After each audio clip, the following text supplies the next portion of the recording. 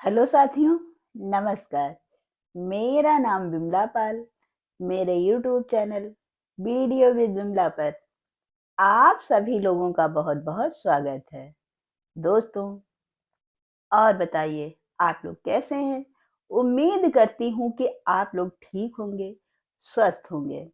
दोस्तों, मेरा आप लोगों से अनुरोध है कि अगर आप लोगों ने अभी तक मेरे चैनल को सब्सक्राइब नहीं किया है तो प्लीज चैनल को सब्सक्राइब कर दें, लाइक और कमेंट अवश्य करें। और जो लोग चैनल को सब्सक्राइब कर चुके हैं उनसे मेरा यह अनुरोध है कि वीडियो को लोगों में शेयर अवश्य करें। दोस्तों, हर बार की भांति इस बार भी हम आए हुए हैं अपने चैनल पर एक नई कहानी के साथ में। तो चलिए हम सुनाते हैं आप लोगों को कहानी। एक बार की बात है, एक प्रोफेसर साहब क्लास में लेक्चर दे रहे थे और क्लास के सारे छात्र उनके लेक्चर को बहुत ध्यानपूर्वक सुन रहे थे।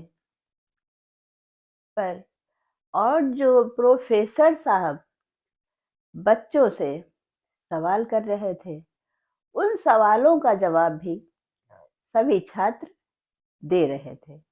पर उन्हीं में से एक छात्र ऐसा भी था जो कि चुपचाप और गुमसुम बैठा हुआ था।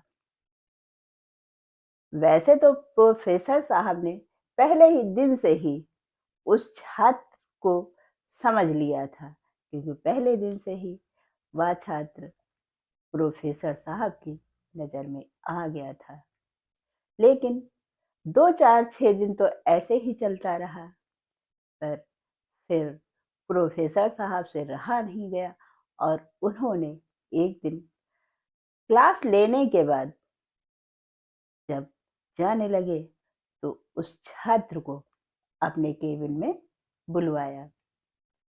जब वह छात्र प्रोफेसर साहब के केबिन में जाता है तब प्रोफेसर साहब ने उस छात्र से पूछा कि आखिर में ऐसी क्या बात है जो तुम अन्य छात्रों की अपेक्षा बहुत गुमसुम से रहते हो और ना ही किसी से बात करते हो, यहाँ तक कि मैं जो क्लास में लेक्चर देता हूँ उनको भी ध्यान से नहीं सुनते हो और ना ही किसी भी लेक्चर का कोई जवाब देते हो।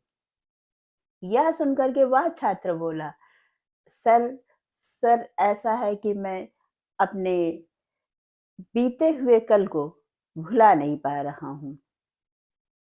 यह सुनकर के प्रोफेसर साहब उस लड़के को अपने घर पे बुलवाया और कहा, तुम शाम को 4 बजे मेरे घर पर आ जाना। यह सुनकर वह छात्र अगले दिन प्रोफेसर साहब के घर जाता है। वह जैसे ही प्रोफेसर साहब के घर पर पहुंचता है उसने घंटी बजाई। प्रोफेसर साहब बाहर निकले और उस छात्र को अंदर आने की अनुमति देते हैं। वह छात्र अंदर जाता है और सोफे पर बैठ जाता है। उसको देख करके प्रोफेसर साहब ने कहा कि ठीक है, तुम आ गए, अच्छी बात है, तुम बैठो और मैं अभी किचन से शिकंजी बना के लाता हूँ। और यह कहकर प्रोफेसर साहब किचन में चले गए। उन्होंने किचन में जा करके उस छात्र के लिए अपने हाथों से शिकंजी बनाई और जानबूझ करके शिकंजी में नमक ज़्यादा कर दिया। उसके बाद प्रोफेसर साहब शिकंजी ले करके आते हैं और उस छात्र को देकर कहते हैं कि यह लो, शिकंजी पियो। वह छात्र शिकंजी को पकड़ता है और जैसे ही अपने मुंह में लगा के पीता है, एक घूंट ही उसने पिया था कि अजीब सा मुंह बनाने लगता है। यह देख करके प्रोफेसर साहब बोले कि क्या हुआ, शिकंजी पसंद नहीं आई क्या? तब वह छात्र बोला, नहीं नहीं सर, ऐसी बात नहीं है। फिर प्रोफेसर साहब कहने लगे कि आखिर में इस तरह का मुंह फिर तुम क्यों बना रहे हो? तब वह छात्र बोला, नहीं सर, शिकंजी ठीक है, पर इसमें नमक थोड़ा ज्यादा है। तब प्रोफेसर साहब बोले कि अच्छा, मुझको दे दो, मैं इसको गिरा के आता हूँ।